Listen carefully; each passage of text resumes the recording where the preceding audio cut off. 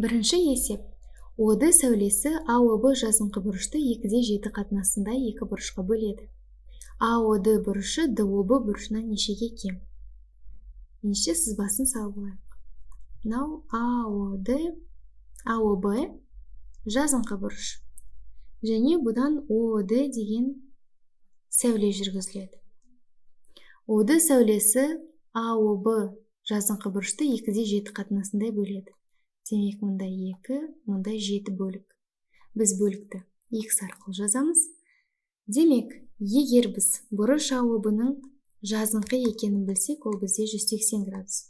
Ол екі бұрыштың қосындысынан тұрады. Демек, 2x қосылған 7x тең 180 деп жазсақ болады.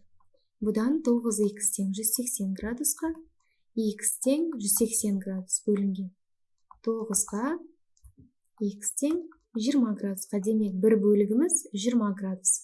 Ал бізде бұрыш АОД ол екі бөліктен тұрады. Демек, 2 көбейтеміз 20 градус, ол тең 40 градусқа.